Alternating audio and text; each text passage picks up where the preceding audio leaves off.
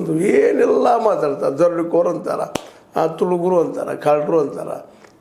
ಯಾರಪ್ಪ ಯಾರು ಕಳ್ಳರು, ಯಾರು ದರೋಡೆಕೋರು, ಯಾರು ತುಳುಗರು ಅನ್ನೋದನ್ನು ಈಗ ಮತದಾರ ವಿಚಾರ ಮಾಡಿ ಯೋಗ್ಯರಿಗೆ ಈ ಥರ ಯಾರಪ್ಪ ಯೋಗ್ಯರ ನಿಜವಾಗಿಯೂ ಅನ್ನೋದು ಗುರ್ತಾಡೋದ ಅವ್ರನ್ನ ಆಯ್ಕೆ ಮಾಡೋದು ಅವ್ರ ಮುಂದಿರುವಂಥ ಸಮಸ್ಯೆ. ಇನ್ನು ಮತದಾರ ಯಾವ ರೀತಿ ಆಯ್ಕೆ ಮಾಡ್ತಾರೆ ನೋಡ್ಬೋದು.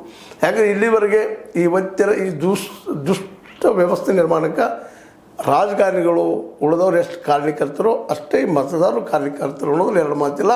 ಯಾಕಂದರೆ ಯೋಗ್ಯರಿಗೆ ಮತ ಇಲ್ಲಿವರೆಗೆ ಚಲಾಯಿಸ್ತಾ ಬಂದಿಲ್ಲ ಅನ್ನೋದಕ್ಕಾಗಿ ಇವೆಲ್ಲ ಬೆಳೆದಿದ್ದವು. ಅಂದರೆ ಅವತ್ತ ಯೋಗ್ಯರಿಗೆ ಮತ ಹಾಕ್ತಾ ಬಂದಿದ್ದರೆ ನಮ್ಮ ಇವರು ಬಹಳ ಉತ್ತಮವಂತ ಕಾನ್ಸ್ಟಿಟ್ಯೂಷನ್ ಕೊಟ್ಟಿದ್ದಾರೆ ನಮ್ಮ ಅಂಬೇಡ್ಕರ್ ಅವರು. ನೀವು ಯೋಗ್ಯರನ್ನ ಆಯ್ಕೆ ಮಾಡಬೇಕಾಗಿತ್ತು, ಯಾರನ್ನೂ ಆಯ್ಕೆ ಮಾಡಿದಿರಿ. ಮತ್ತು ಇಲ್ಲಿ ಪಾರ್ಟಿ ಸಿಸ್ಟಮು ಇಲ್ಲ ನಮ್ಮಲ್ಲೇ. ಅವ್ರು ಮಾಡಿರಲ್ಲಿ ಯಾರು ಮೆಜಾರಿಟಿ ಆಗ್ತಾರೆ, ಯಾರು ಹೆಚ್ಚು ಗೆಲ್ತಾರೆ ಅವ್ರು ಕೂಡ್ಕೊಂಡು ಮಾಡ್ರಿ. ಆದರೆ ಎಲ್ಲರೂ ಸಜ್ಜನ ಆಯ್ಕೆ ಆಗಿದ್ದಾರಪ್ಪ ಅಂತಂದ್ರೆ ಇವತ್ತಿಂಥ ದುಷ್ಟ ರಾಜಕಾರಣ ಬರ್ತಿರಲಿಲ್ಲ. ಆಯ್ಕೆ ಮಾಡೋರು ಯಾರು?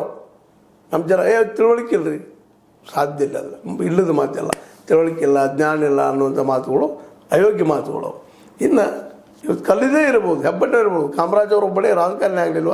ಹಂಗೆ ಒಳ್ಳೆ ಪ್ರತಿಯೊಬ್ಬ ಮತದಾರರು ಇವತ್ತು ನಿಂತು ಯೋಚನೆ ಮಾಡಿ ಯೋಗ್ಯರು ಯಾರಿದ್ದಾರಪ್ಪ ಇವರೆಲ್ಲ. ಒಬ್ಬರನ್ನ ಆರೋಪ ಮಾಡ್ತಿದ್ದಾರೆ, ಒಬ್ಬರನ್ನ ಆರೋಪ ಇದ್ದಾವೆ. ಕೆಲವೊಬ್ರಿಗೆ ಸಿದ್ಧ ಮಾಡಲಿಕ್ಕೆ ಆಗಿಲ್ಲ, ಇಲ್ಲಿವರೆಗೆ ಆಗಿದ್ದು ಲಾಲು ಪ್ರಸಾದ್ ಯಾದವ್ ಎಲ್ಲೋ ಅಲ್ಲೋ ಬಿಡಬೇಕು ಆಗಿದೆ. ಬಟ್ ಉಳಿದವ್ರಿಗೆ ಆರೋಪ ಜೈಲು ಕಂಡು ಬಂದಾರೆ ವಿನಃ ಇನ್ನೂ ಶಿಕ್ಷೆ ಆಗಿಲ್ಲ. ಆದರೆ ಗೊತ್ತದ ಎಲ್ಲರಿಗೂ ಮತದಾರರಿಗೆ ಇವ್ರು ಇಂಥವಪ್ಪ ಇಂಥವಂತೇಳಿ. ಅದಕ್ಕೆ ಇವತ್ತು ರೊಕ್ಕ ತೋಳಲಾರ್ದ ಪ್ರಾಮಾಣಿಕವಾಗಿ ಯೋಗ್ಯರನ್ನ ಆಯ್ಕೆ ಮಾಡಿದರೆ ಇದ್ದವರಲ್ಲೇ. ಮತ್ತು ಬೇರೆದವ್ರು ಇರ್ತಾರೆ ಪಕ್ಷದವರು ಎಲ್ಲರೂ ಚರ್ಚೆ ಮಾಡ್ಕೊಂಡ್ರು ಮತದಾರರ ಯೋಗ್ಯರನ್ನ ಆಯ್ಕೆ ಮಾಡಿದರೆ ವ್ಯವಸ್ಥೆ ಬದಲಾಗ್ಬೋದು. ಇಲ್ಲಾಂದ್ರೆ ಇವತ್ತು ಸಿದ್ದರಾಮಯ್ಯ ಇದ್ದಾರೆ, ನಾಳೆ ಯಡಿಯೂರಪ್ಪನವ್ರು ಬರ್ತಾರೆ, ಅಥವಾ ಅವ್ರ ಮಗ ಬರ್ತಾನೆ, ಅಥವಾ ಇನ್ನೊಬ್ಬ ಯತ್ನಾಳ್ ನಾನು ಬರ್ತಾನೆ JCB ಹೇಳ್ಕೊಂಡಿರ್ತಾರೆ ಈಗ ಅವ್ರು ಬರ್ತಾನ ಅಂತೇಳಿ ಅವರು ಆಗ್ಬೋದು. ಆದರೆ ಈ ವ್ಯವಸ್ಥೆ ಭ್ರಷ್ಟಾಚಾರದ ವ್ಯವಸ್ಥೆ ತಮ್ಮ ಮಂದಿಗೆ ಏನೋ ಅಂತಾರೆ ನೆಪೋಟಿಸಮ್ ಆಗಿರ್ಬೋದು, ಮತ್ತು ಪರಿವಾರವಾದಗಳಾಗಿರ್ಬೋದು, ಯಾವೂ ಹೋಗೋದಿಲ್ಲ. ಅವು ಅಲ್ಲೇ ಇರುವನ ಗಟ್ಟಿಯಾಗಿ ಅವು ಹೋಗಬೇಕಾಗಿದ್ದು ಅದನ್ನು ಕಳಿಸ್ಬೇಕಾಗಿದ್ದು ಮತದಾರ. ಇನ್ನು ಮತದಾರ ಬಿಟ್ಟು ವಿಷಯ ಅಂತ ಹೇಳ್ತಾ ಇದು ನಿಮ್ಗೆ ಲೈಕ್ ಆಗಿರ್ಬೋದು. ಲೈಕ್ ಮಾಡಿ, ಶೇರ್ ಮಾಡಿ, ಕಮೆಂಟ್ ಮಾಡಿ, ಜೊತೆ ಸಬ್ಸ್ಕ್ರೈಬ್ ಮಾಡಿರಿ. H16 ನ್ಯೂಸ್ ಅರ್ಥ ಸೇರಿಸ್ತಾರೆ ಸತ್ಯ ಕೈಗಳಲ್ಲಿ ವಂದನೆಗಳು.